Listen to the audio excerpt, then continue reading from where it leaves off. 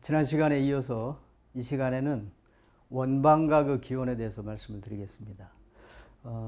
이 문자를 통한 우리 역사를 말씀을 드리려다 보니까 계속 반복해서 뭔가 그 동그라미, 네모, 세모와 관련된 그런 이야기를 하게 되는데, 이렇게 뭔가 중복되는 듯 이 이야기를 계속 드릴 수밖에 없는 것은 우리가 특히 우리 고대사와 관련해서는 우리가 꼭 지켜야 될 규칙 같은 게 있습니다. 그것은 꼭 역사가 아니더라도 우리가 바르게 살기 위해서는 숲을 보고 나무를 보는 이게 균형 잡힌 시각이 필요한데, 우리 고대사와 관련해서는 특히 더 이 문제가 중요합니다. 대부분 우리가 나무에 집중하다 보면 내가 숲에 어디에 들어와 있는지 모르는 경우가 많고, 또 숲을 중시해서 이렇게 보다 보면 이 강론에 이렇게 취약하게 되는 그런 문제가 있습니다. 그래서 그런 문제를 우리가 극복하기 위해서는 먼저 숲을 보고 그 다음에 개개의 나무를 보는 이런 것들이 이제 필요한데, 이 원방각과 관련해서는 특히 그런 관점이 요구됩니다.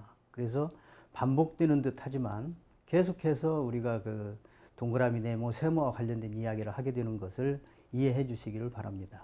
자, 이제 원방각에 대해서 말씀을 드릴 건데, 이 원방각이라고 하는 도형은 이미 우리 역사를 하거나 동양학을 하는 사람들에게는 너무나 익숙한 도형입니다. 그래서 이미 이 원방각과 관련해서는 일정한 견해가 정립이 되었다라고 말할 수 있을 정도로 익숙한 그런 도형인데, 그런 만큼 뭔가 이런 그 원방각에 대해서는 이미 견해를 가지고 있는 분도 많고, 아니면 여전히 뭔지 잘 모르겠다라고 생각하는 분도 많을 겁니다.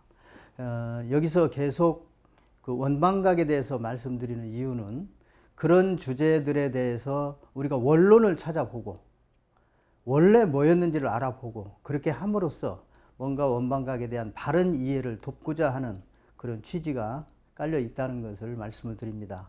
혹 원방각에 대해서 자기의 견해와 다르다 하더라도 그런 문제에 대해서 심각하게 고민할 필요는 없습니다. 왜냐하면 지금 우리가 가지고 있는 대부분의 지식들이 정확하게 근거가 무엇인지 그걸 밝혀서 나온 게 아니고, 무수히 많은 나무 잎을 우리가 헤쳐서 그 가지를 찾아내는 방식으로 이미 정해진 그런 지식들이다 보니까, 그런 것들이 이렇게 그런 것에 대한 이해가 또는 진실이 바뀌는 것에 대해서 우리가 조금도 염려할 필요가 없습니다. 왜냐하면 지금 우리는 그 뿌리를 찾아가는 과정이기 때문에 그렇습니다. 자, 원방각과 관련해서는 그 환단곡이 소도경전 본문에 나타난 발귀리의 송가라는 것을 먼저 들고자 합니다. 이 발귀리 선생의 송가로 알려진 이 글귀는 환단고기에서는 보통 원방각경이라고 해서 우리에게 익숙합니다. 그 내용을 보면은 이렇습니다. 원이라고 하는 것은 일이다. 이것은 또 무극이다. 방이라고 하는 것은 숫자로 하면 2다. 반극이다.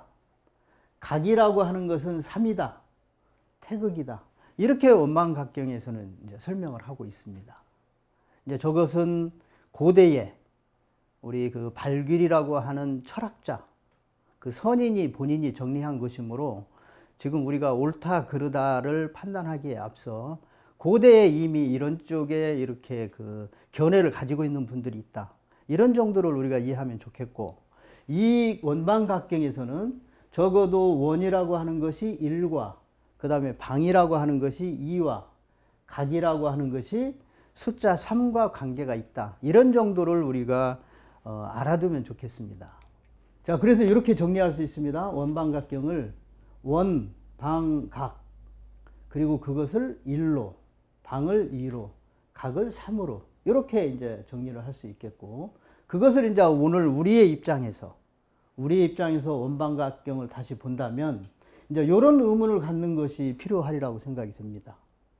자, 둥근 것, 그걸 우리가 원이라고 부르죠. 그 둥근 것은 왜 1이라고 할까? 이때 일이라고 할 때의 의미는 하나 또는 첫째 이런 의미입니다. 그러니까 둥근 것, 그 원이라고 하는 것을 왜 하나라고 하고 그걸 또 첫째라고 할까? 이런 이제 의문을 우리가 가지고 봐야 된다는 것이죠.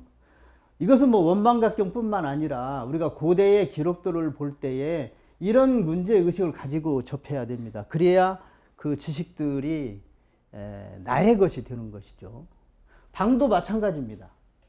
이것은 이제 모방, 그러니까 이제 모났다 그런 의미로 본다면 그 방은 왜 우리가 숫자 2의 의미로 볼까? 왜 숫자 2 또는 둘째라고 할까?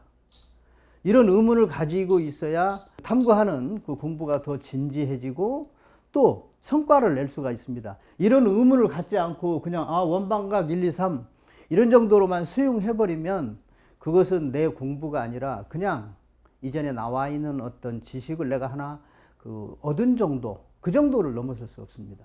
그래서 반드시 공부, 옛 기록을 볼 때는 이런 의문을 가지는 것이 필요하다. 아마 처음 그 원방각경에서는 우리가 그런 공부를 할 수 있다고 생각이 듭니다. 각도 마찬가지입니다. 각을 3이라고 한다. 원방각경에서 그렇게 말을 했는데 왜 이렇게 각진 것을 3이라고 표현을 할까? 3이라고 하면은 우리가 셋 또는 셋째, 세 번째 이런 의미로 볼 수 있겠죠. 그래서 왜 각은 셋으로 볼까? 이미 뭐 답을 얻는 분도 있을 것이고 이미 알고 있는 분도 계실 것이지만 우리가 공부를 해가는 방식에서 보면 이런 접근이 반드시 필요합니다. 그리고 이런 과정을 거쳐야 이 지식이 내 지식이 되고 그리고 내게 또 자양분이 되어서 다른 것들을 할 수 있는 그런 원천으로 이렇게 작용을 할 수가 있습니다. 자, 앞에 이 두 줄은 우리가 원방각경에서 얻은 거라고 하면 천부경은 또 우리한테 중요한 내용을 알려줍니다.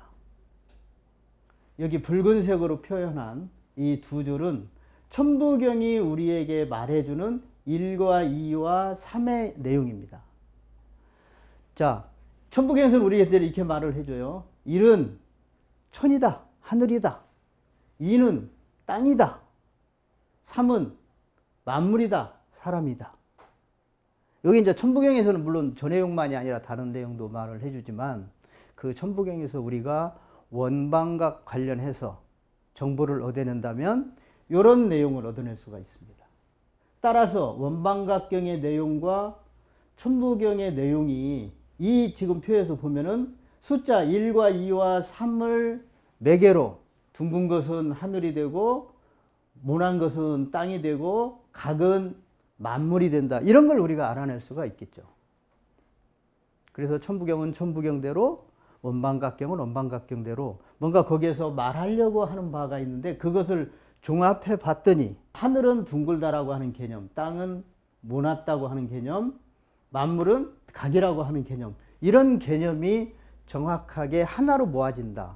우리가 흔히 말하는 원방각, 천지인, 1, 2, 3 이런 내용들이 원방각경에서 천부경에서 이렇게 하나로 만나는 걸 볼 수가 있습니다. 자, 이런 것을 토대로 해서 이제 이런 말들이 만들어집니다. 천원, 지방, 인각.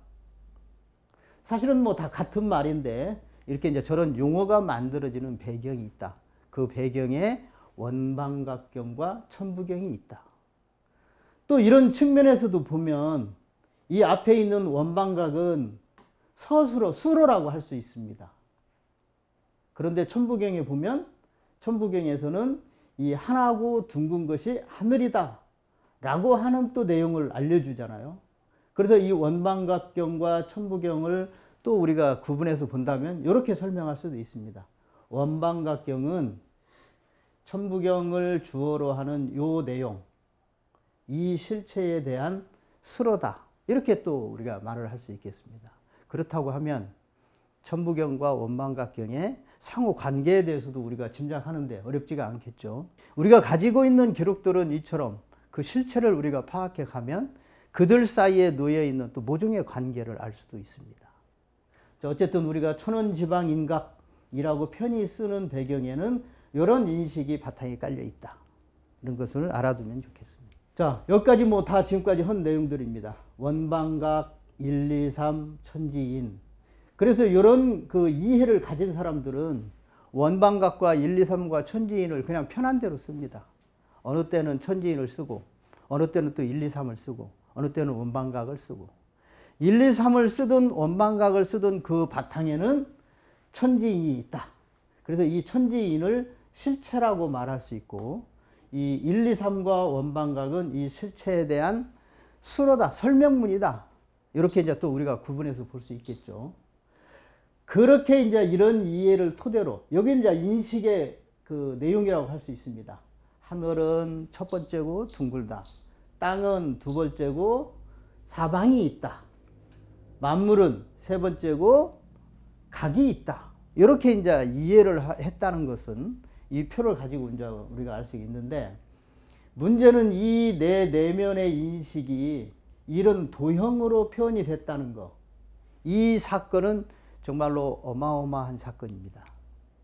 왜냐하면 내가 알고 있는 어떤 내용이 이렇게 도형으로 표시가 됐다. 이것이 바로 그 고대 문자의 기원을 말해주는 결정적인 사례가 되기 때문에 그래요. 그러니까 우리가 문자를 지금 쓰고 있는 그게 뭐 한자가 됐건 한글이 됐건 그것을 문자라고 하는데, 그 문자가 나오기 이전에 아마 문자가 있다면 동양에서 최초의 문자라고 하면은 요 세 개의 도형을 들 수가 있습니다. 그리고 이 도형 자체가 이미 문자예요. 상징화된 문자. 어떠한 개념이 상징화되어서 이런 도형으로 나타난 것입니다. 그런데 우리가 쓰고 있는, 인류가 쓰고 있는 모든 문자들이 다 이러한 토대를, 이런 사실을 배경으로 등장을 합니다. 자, 그런 의미에서 우리가 흔히 쉽게 원방각이라고 말하는 세 개의 도형은 동양에서 문자의 기원이다. 그러니까 이 자체로 이미 동양 문자가 출현을 한 거예요. 상징 도형이라는 것은 그런 의미입니다. 그래서 그 문자를 말하는 사람들이 초기 문자로 기호 문자를 거론합니다. 그런데 바로 이 동그라미, 네모, 세모야말로 기호 문자와 동일한 그런 배경에서 만들어진 최초의 문자다. 자, 이런 저는 원방각을 이렇게 문자라고 하는 측면에서 보려고 합니다. 동의하지 못하는 분도 계시고 또 수긍하는 분도 계시겠는데, 저는 이제 계속해서 이 부분을 이렇게 입증하는 그런 자료들로서 여러분들에게 설명을 계속 더 해드리려고 합니다. 우리가 지금 찾아가려고 하는 그 고대 문자를 통해서 우리 역사를 알려고 하는 것이기 때문에, 역사를 알기 위해서는 그 연결고리가 필요합니다. 그 연결고리가 바로 저는 문자다. 그리고 문자의 원초적인 모형으로 찾아간다면, 원초적인 문자를 찾아간다면 원방각을 만날 수 있다. 이렇게 이제 말씀을 드릴 수 있습니다. 세 개의 제가 자료를 여기다가 소개를 드리는데, 뭐 단순합니다. 원형의 형태로 되어 있는 고대 제단, 제사터, 이런 그 모형을 지금 여러분들이 보고 계십니다. 이 내용은 그 우하량에 보이는 둥근 형태의 제단. 자, 여러분, 누군가가 뭔가 어떤 구조물을 만들었는데 그 형태가 둥그렇다. 그것도 고대에. 그렇다고 하면 이분들이 둥근 형태를 취한 의도가 있겠죠. 뭔가 의도가 있겠죠. 자, 어쨌든 이런 형태의 유적이 있습니다. 또 마찬가지로 그 우하량 유적지에서 발굴되는 원형 제단 터입니다. 뭔가 둥근 형태의 겉틀이 보이죠. 저렇게 뭔가 외곽이 둥근 형태로 된 제단들이 사실은 우하량 유적지뿐만 아니라 고대 유적지에서는 아주 동일하게 발견이 됩니다. 이게 이런 제사를 드린 주체들의 뭔가를, 정신 세계를 알 수 있는 흔적이기도 한데, 어쨌든 이런 원형의 제사터가 고대 유적지에서는 많이 발견이 된다. 이 내용은 지금 이렇게 둥근 형태의 이것도 원형 제사터인데, 우리 하남의 이성산성이, 저희는 거기 이제 초기 발굴할 때에 유적 답사를 했는데, 거기에도 가보면은 이렇게 원형의 형태를 띠고 있는 제사터가 발견이 되었습니다. 이 원형 제사터는 사실은 어떤 역사적 주체들이 터 잡은 곳에는 공통적으로 등장을 하는 제사터예요. 그러니까 이 원형이 의미하는 게 뭐냐만 알면 이분들이 지금 이런 형태의 구조물을 통해서 이들이 추구하려고 했던 내용이 뭐고 대상은 뭐냐, 이걸 또 우리가 알 수 있는 거죠. 그런가 하면은 원형 제사터만 있는 게 아니라 이런 방형의 제사터가 있습니다. 네모로 된. 자, 고대 유적지에서는 저렇게 특징을 뚜렷하게 나타내는 이런 제사터들이 많이 나타나기 때문에 원형 제사터도 있고 방형 제사터도 있다, 이렇게 말씀을 할 수가 있어요. 그리고 이 내용은 여기 서울에 있는 사직단에 있는 그 제사터입니다. 사직단이라는 것은 종묘 사직에게 제사를 지내는 단을 말합니다. 그런데 형태가 어떻게 되어 있습니까? 네모로 되어 있고, 그런데 네모가 하나만 있는 게 아니라 네모가 두 개로 되어 있어요. 여러분들이 아마 그 서울에 계신 분들은 가까운 그 사직단을 한번 방문해 보실 필요가 있습니다. 방형으로 되어 있고 방형 제단이 두 개가 있다. 왜 두 개일까? 이런 것도 또 생각을 해야 되겠죠. 방형 제사터가 있는데 여기는 방형이 두 개로 되어 있다. 왜 그럴까? 자, 어쨌든 동그라미가 특징인 그런 제사터가 있고 또 네모가 특징인 제사터가 있다. 여기서는 그 내용만 확인을 하면 되겠습니다. 이건 무덤입니다.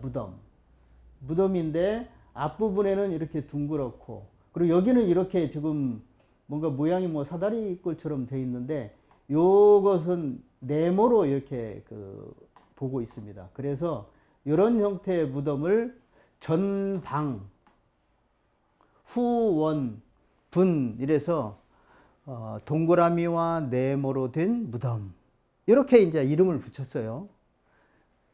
자, 이것이 이제 이런 무덤 형태가 먼저 발견되기는 일본에서 먼저 발견이 됐습니다.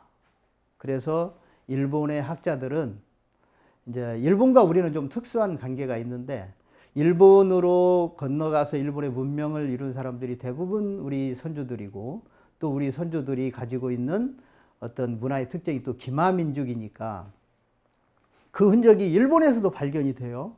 그런데 일본에서는 신경질적으로 우리나라를 거쳐서 일본으로 건너갔다, 이것을 인정하지 않으려고 해요.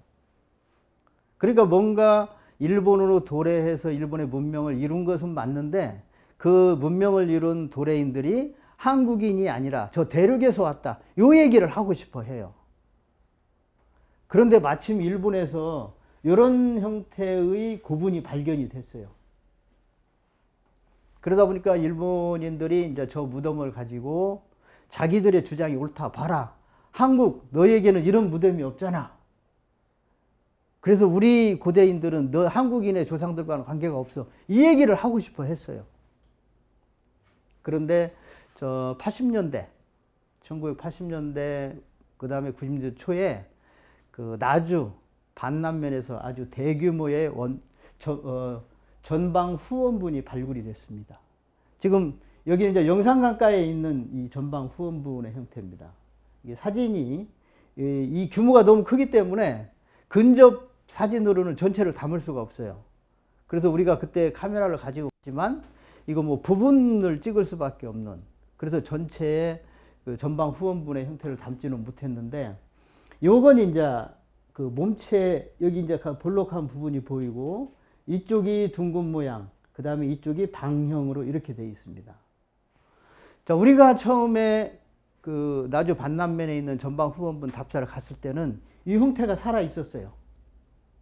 그래서 누가 보아도 앞부분은 둥그렇고 뒤에는 마치 이렇게 사다리꼴처럼 이렇게 되어 있는 그런 형태를 볼 수가 있었는데, 그 후에 얼마가 지나서 우리가 반남면 유적지에 다시 탐방을 갔는데 그때 가서 보고 깜짝 놀랐습니다. 그때는 이미 복원이 다 끝나가지고 여기를 이제 그 유적지로 이렇게 재구성을 해놨는데, 이 앞에 있는 둥근 모양과 뒤에 있는 방형을 여기를 잘랐어요. 이렇게 잘라가지고 앞에 둥근 모양은 제1호분, 뒤에 네모진 요 부분은 제2호분, 이렇게 하나의 무덤을 둘로 나눠놨어요. 이제 모르고 했을 수도 있지만 우리가 그 느끼기에는 모종의 그 음모가 개입되지 않나 이런 의심을 할 수밖에 없는. 자, 어쨌든 이런 형태의 무덤을 우리가 전방후원분이라고 말하는데, 이 전방후원분을 무덤으로만 생각하면 그냥 전방후원분이지만 우리는 지금 원방각을 공부하는 시간이잖아요. 그래서 이 무덤의 형태를 원방각에다 대입을 딱 이렇게 해보면, 원방각 3개의 도형 중에서 이 무덤은 2개로 이루어진 무덤이에요. 자, 그럼 우리가 또 여기서 생각해 볼 것이 있겠죠. 어떻게 무덤을 썼는데 동그라미 네모로만 썼지? 동그라미 네모를 안다면 삼각형도 알지 않을까? 이런 의문들을 우리가 가져야 돼요. 그래서 이런 도형을 놓고 이런 무덤과 대비해서 무덤의 네모와 동그라미만 동원이 됐다면 요 하나 나머지 무덤에서 보이지 않는 하나는 뭘까? 이런 것을 이제 우리가 생각을 해야 됩니다. 뭘까요? 자, 여기서 제가 세트라는 영어를 쓰고 이것을 우리 발음으로 셋이라고 했는데, 우리 이제 이 강의가 진행이 되면서 말씀을 드리겠지만, 우리는 어떤 기능을 수행하는 하나의 완성된 단위를 셋이라고 불러요. 그렇다면 그 셋이라는 말도 어디선가 기원한 동기가 되는 뭔가 계기가 있겠죠. 이제 그런 측면에서 보면 적어도 동그라미와 네모와 삼각형은 한꺼번에 기원했을 가능성이 크다. 그런데 그 중에서도 지금 이 무덤은 요 둘만으로 이루어졌다. 그렇다면 각의 의미는 어디에 있을까? 이런 거 우리가 생각해 볼 수 있겠죠. 뭐 공부라는 게 뭐 별거겠어요. 이런 것들을 우리가 생각해 보는 겁니다. 그렇다면 이게 무덤이란 말이에요. 그 무덤이라고 하면, 자, 둥그런 모양이 있고 네모가 있다. 그렇다면 여기에서 거론하지 않은 것은 삼각형이다. 삼각형은 우리가 앞서 말한 천부경에서 말하는, 원방각경에서 말하는 천지인, 만물 또는 사람이잖아요. 그 무덤에서 사람은 어디에 있겠어요? 무덤과 관련된 사람은 두 종류의 사람이 있을 수 있습니다. 하나는 매장된 사람. 이 속 어딘가에 지금 묻혀 있겠죠. 그래서 이 내용은 겉으로 드러난 것은 원방이지만 이 속에 매장된 인물까지를 생각한다면 원방각 세트를 이루고 있다. 만약에 그 매장된 인물 외에 또 다른 사람을 우리가 생각한다면 이 무덤에 참배할 이 무덤 주인공의 후손을 생각한다면 이 무덤은 매장자로나 아니면 후손으로 보나 이 형태 자체가 원방각을 이루고 있는 그런 무덤이다. 이렇게 말할 수가 있어요. 자, 여러분, 도대체 어떤 생각을 하고 있어서 무덤을 이렇게 만들었을까요? 지금은 우리가 무덤을 뭐 둥그런 봉분을 하죠, 대부분. 그리고 지금은 또 어떤 데는 이제 무덤을 쓰지 않고 그냥 평장을 하기도 합니다. 자, 그런데 어떻게 이분들은 이런 형태로 무덤을 쓸 생각을 했을까요? 우리가 생각할 수 있겠죠. 적어도 무덤을 이렇게 만들어야 되겠다고 생각한 사람들은 제 생각으로는 원방각의 이해에 철저한 사람들이다. 이렇게 말씀드릴 수 있어요. 그래서 살아서도 원방각, 죽어서도 원방각. 그래서 무덤을 이렇게 쓰는 거예요. 자, 이분들은 주체가 누군지는 우리가 알 수는 없습니다. 그러나 적어도 이런 형태의 무덤, 자기의 죽음을 이런 형태로 남기고 싶어 했던 사람들이 있다. 그렇다면 그 사람들은 원방각에 철저했던 사람들이라고 할 수 있다. 죽어서도 살아서도 죽어서도 원방각의 그 틀 안에 존재하고 싶어 했던 사람들이 있다.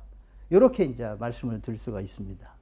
전방후원부는 철저하게 원방각의 도형을 이용해서 자기 그 사후에 사후에까지 원방각 안에 거하기를 원했던 그런 주체들이 분명히 있었다는 것을 생각하게 해줍니다. 자, 이것은 이제 울주에 있는 천전리 암각화에 나타난 도형들입니다. 이 도형들을 지금 우리가 정확하게 알 수는 없습니다. 그러나 어쨌든 그 울주 그 바위에 저런 암각을 할 정도의 주체들, 그 주체들이 나타나고자 했던 것이 뭔가 동그라미와 또 네모와 이런 형태들로 되어 있다. 우리가 좀 억지를 부린다면 뭐 이런 것들은 삼각형으로 볼 수도 있을지 모르겠어요. 하여간 뭔가 이런 형태를 바위 벽에 새긴 주체들이 있다. 저 도형도 특징이 동그라미와 네모로 되어 있다. 이런 부분들을 우리가 주목할 필요가 있겠습니다. 자, 이것은 이제 그 화순 운주사 그 탑에 새겨져 있는 기하문들입니다. 운주사의 이 탑은 어느 시대에 누가 새겼는지 또 어떤 의미인지 현재로서는 알 수는 없습니다. 그러나 그 탑 신에 이렇게 이런 형태의 기하문들이 새겨져 있습니다. 그렇다면은 탑이라고 하는 실체의 어떤 이 의미, 탑에 새겨진 이런 기하문, 이런 것들은 우리가 앞으로 계속 탐구를 할 만한 그런 주제들이다. 이렇게 이제 볼 수 있겠습니다. 자, 지금까지 이제 원방각 이 기호를 말씀을 드렸는데, 여기서 우리가 잊어서는 안 되는 게 하나가 있습니다. 그러니까 우리가 처음에 말씀드린 대로 숲을 보고 나무를 보고 숲을 보고 이것을 균형 있게 유지하려면 지금 도형 원방각에서는 우리가 이것을 반드시 기억을 해야 됩니다. 왜 셋일까? 자, 여기 보면 도형이 제가 지금 이게 원이고 방이고 이게 각인데 여기 나와 있는 도형만으로도 보면 꼭 3개만 있는 건 아니죠. 그런데 원방각은 이 중에서 딱 요 3개를 가지고 뭔가를 나타내는 기호로 씁니다.